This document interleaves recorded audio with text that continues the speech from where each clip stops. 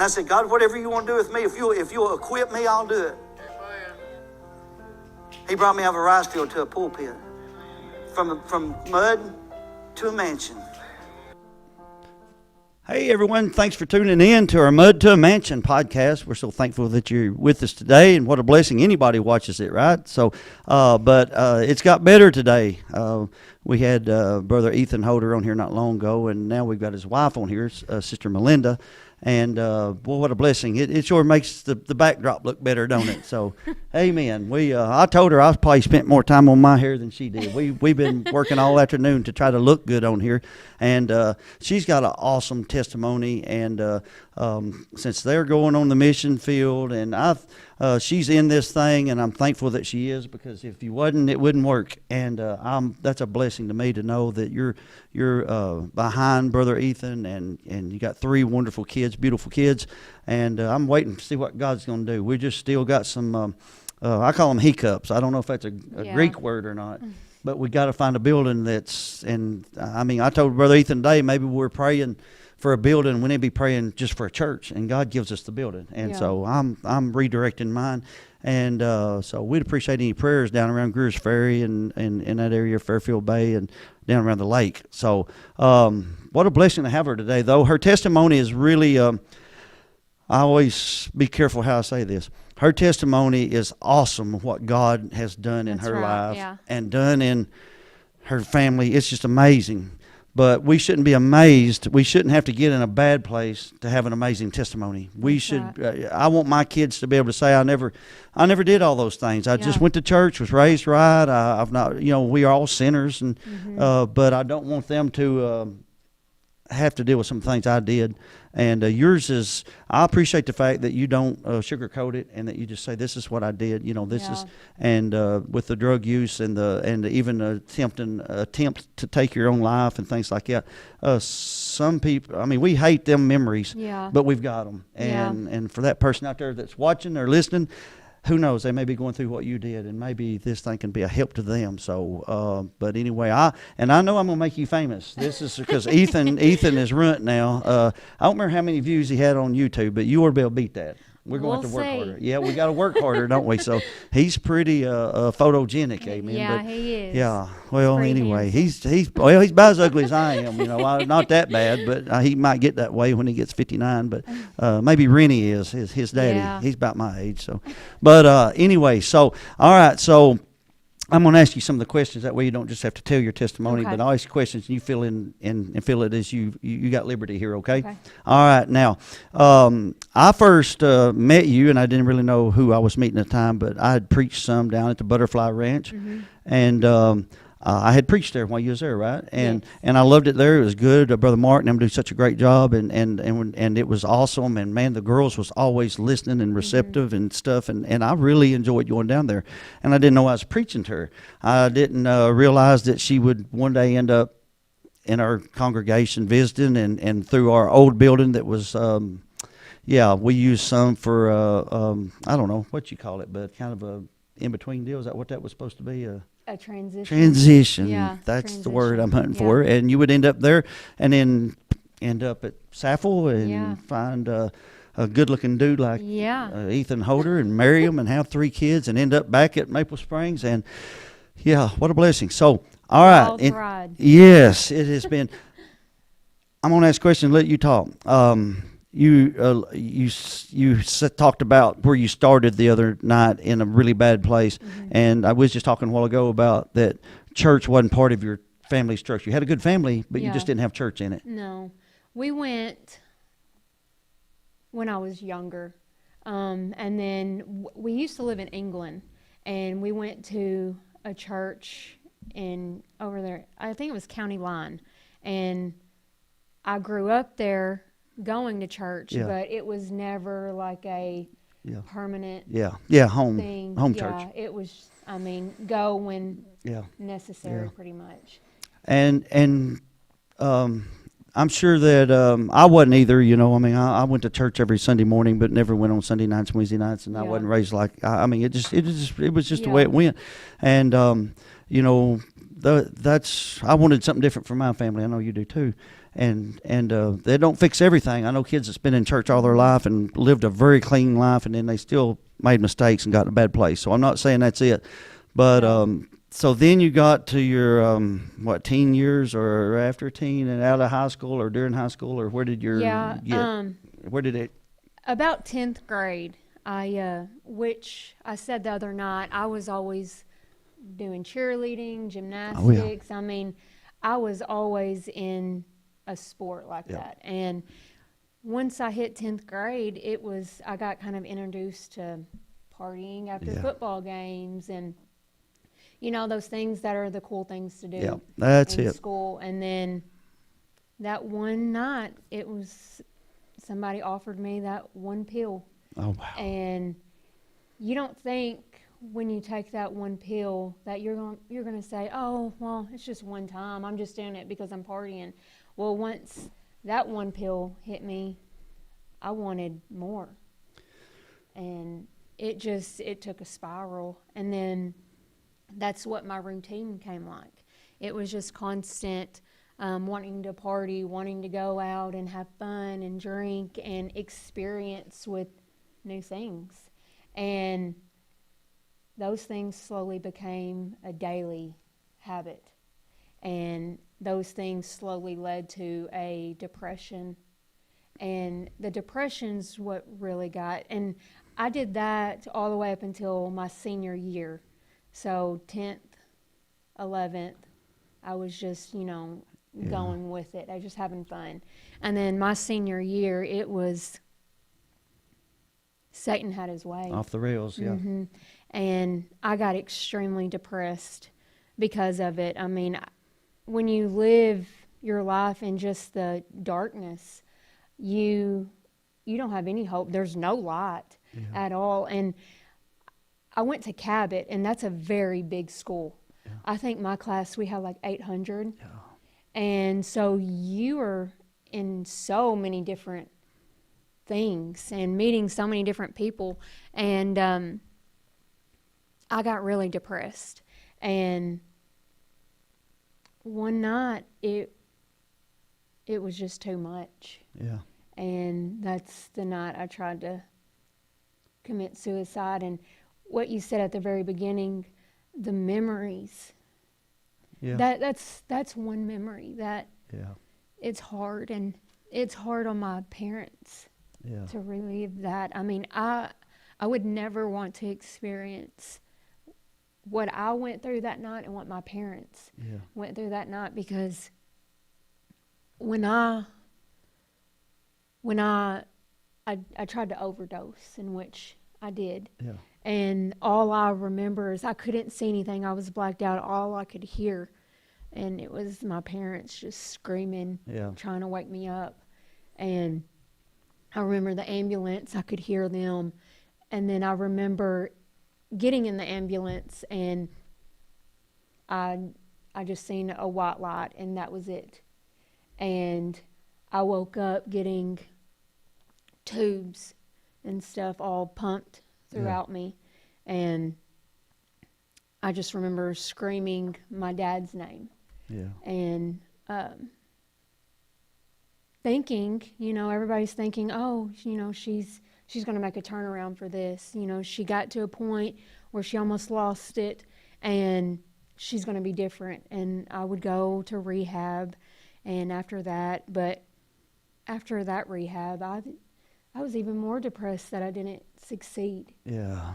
And that's when my life just spiraled. Yes. And then that's when I got introduced to stronger opiates and heroin. Wow. And even after the attempt suicide, you start looking for what you thought was helping you when it was hurting you, and it gets worse. Yeah. And then I wanted to push that pain that I gave my parents down even more from me. I mean, it was just a nightmare. And I mean, when I got introduced to the stronger opiates like morphine and heroin, and then the IV, that it consumed me. And it started to be to the point where I was taking it just to feel like I feel now, like normal. Yeah. Just to breathe, just to, you Yeah. know, deal with life. And like I said Sunday, I didn't have anything traumatic happen to me. Yeah. I mean, I have great parents. I have a mom and a dad that love me. I have two brothers, and I mean, I have never had anything Yeah. bad Yeah. happen. Good family life, and And I mean, Satan, he had his way with me. And once I got on the stronger stuff and on the needle, it was horrible. I was doing things, stealing, lying, more than what I've, you know, ever had in the past. And that's one thing, when people ask me today, like, what is one thing that you would never take for granted again? And I say, trust. And I mean, when you lose people's trust, you don't and have you much. lose your relationship with people, and you don't realize how big that is. And I mean, trust, when I gained that back, it was great. I mean, I don't ever want to lose it again. But once I was in that addiction, that went on for a few years. And in 2010, that's when I did the whole suicide thing, my senior year. And then in 2014, that's when I got arrested for the last time. Yeah. And I lost all hope during that time. Being in that jail cell, which I had been in a jail cell plenty of times prior to that, and different detox centers. And the thing is, leading up to that last arrest was I wanted help. Yeah. I wanted that help. And my parents, you know, they wanted to help me, but we both knew that they couldn't spend hundreds of dollars for me to go to a 30, 60-day rehab. Yeah. For me to meet other people that are not really wanting to change, and for me just to get fed drugs in there. Yeah. And so there was really no hope anywhere. And then when I was in that jail cell, when I was counting the little blocks, that was, I was down low. And I was saying, you know, there's no God at that time, you know. Why would a God want anything to do with me? And, I mean, I was so far gone. And do you want me to keep going? Yeah, Okay. You're doing good. And I'm just, you know, before we get past the jail cell, because that's where Mark and them came. Okay. Before we get there, it breaks my, I mean, I even remember high school, the pressure, and I look at these kids, these teens, and I have such a burden, because I think I actually never did any alcohol, even alcohol. Yeah. We'd chewed a little tobacco and smoked a few cigars, but Yeah. never nothing like that. I was all through high school, so my high school was, but it was, you know, the only time I ever around it, we jumped in a car with a dude just to drive a few miles down the road for something for the class, and they lit up a joint. And I felt like I was, you know, not that I thought I was better than anybody. I was scared of that stuff. But then college, I always tell everybody that college was my hardest part to get through, because of you're not forced friends in college. Yeah. You make your friends. Yeah. And I made good friends. They didn't do drugs. But you know, like you said, the cool thing was drinking and partying and come in weekends and it just takes you before you know you're that far in. It does. But I got such a burden, because there's little girls and boys in this church, in this world you see every day, that they can be a Melinda that now, or they can be that one that was in jail and weighed 90-something pounds, and mine just, and I don't know what that switch that flips. I mean, I really can't. I wish we could. I guess we'd be millionaires or could sell these things, but you covered everything that is the destruction of Satan. And you said trust. And, man, I'm telling you, I teach and preach that trust is all we've really got. Yeah. And I've done messages before where I took building blocks and built and have somebody come up on stage even and build with big blocks, and they build and Yeah. build and build and build and build, even if it takes 5 minutes Yeah. or ever how long it takes. And then while I'm preaching, I get talking about your testimony, and I walk over and just peck it, and it all falls down. I said, it took them that long to build this, and it took this long to tear it apart. Yeah. And obviously, you had torn it down to the bottom. There was nothing but rubble. And, and that's what scares me, is what's these kids are facing nowadays. I mean, we went through it, but it's even worse with social media. I can't imagine what they're going I can't either. through right now. And I mean, Satan is having his way right now. I still say, my opinion is, church is, church is the answer. We know that. Absolutely. We ain't never going to make light of that. But you can have people in church, and then as soon as they turn them loose, gosh, anything's possible. And we want it to be better than that. But I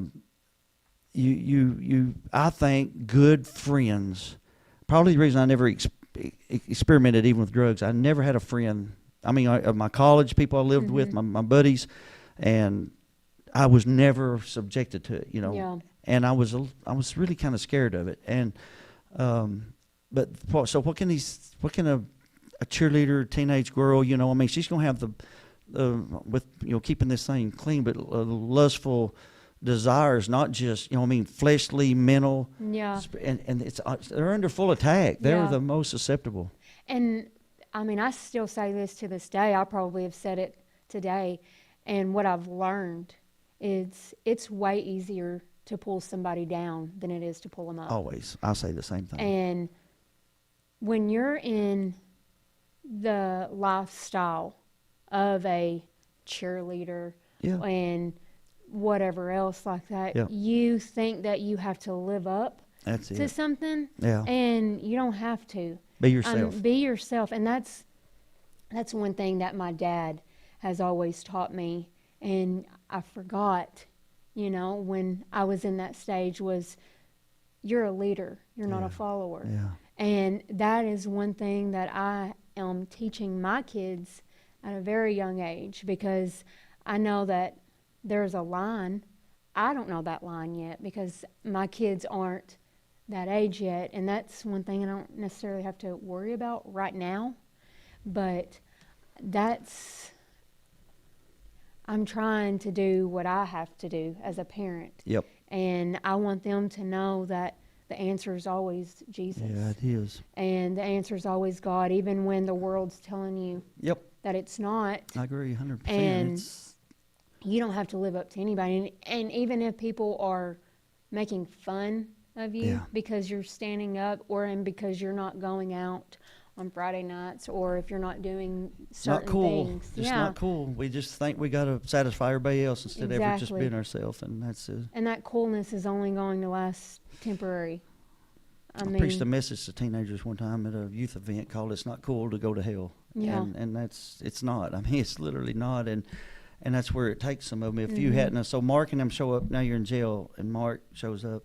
Yeah, I'm in jail at this point, and I get called over the intercom, and they said, "Miss Henschel, you have visitors." I'm thinking, I don't even know. I know it's not my parents. Yeah. And so I go in there, and my first thought was, I'm not snitching. That's my first reaction. Because, you're in a lifestyle. You don't know what's going to happen. Yeah. And I go in there, and this Brother Mark and Jess are looking at me, and I don't know what they're looking at. Yeah. And Satan's puppet. Yeah. And they're asking me, they were like, "Do you know Jesus?" And I'm like, "No, I don't." And they were like, "Well, do you want to try out the Butterfly Ranch?" And I'm like, "No, I don't." Wow. And they're talking to me about things, and we're going back and forth a little bit, and they told me that they were going to pray for me. And I was like, well, okay, have at it pretty much. And I was thinking that was going to be the last time I would ever see them. And because, everybody's given, what I thought has given up on me anyway. Yeah.